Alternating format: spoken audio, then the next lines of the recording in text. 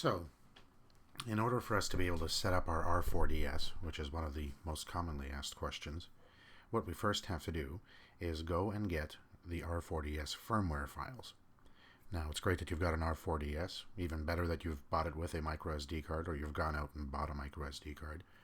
But the fact of the matter remains that without getting the firmware files, it doesn't matter what you put onto your microSD card, your Nintendo DS simply won't recognize that you've even got a cartridge inserted.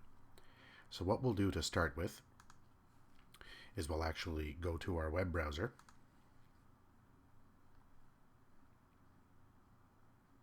I use Mozilla Firefox, and I would recommend that that would be the same thing that you use, just for security purposes.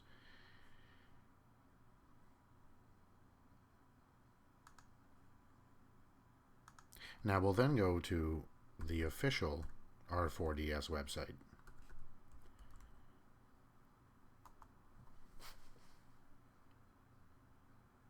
And on the official R4DS website, there'll be a link for downloads. And we'll go to downloads.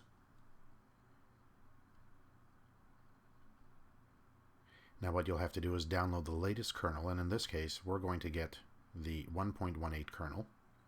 And the reason that it's important to get the newest kernel, or the latest kernel, is because it is the actual firmware itself that dictates the compatibility for the files that you're putting on the R4DS and the files that you want to play on your Nintendo DS.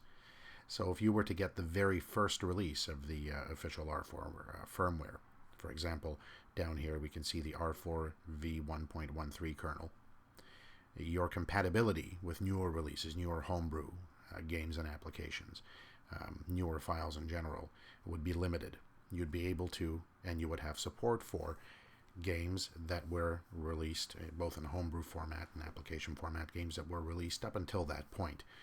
Now, quite often, it's only a small number of files that lack compatibility, so you don't have a whole slew of files that don't work, but there are key files, key bits of software that simply won't work unless you've got the newest firmware, and that's essentially why new firmware is released.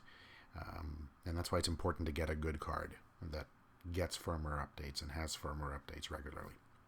So we'll click here right now for the R4V1.18 kernel, the English, French, and Korean version.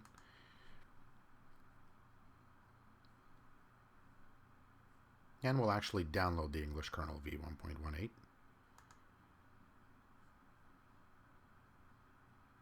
And we'll save the file.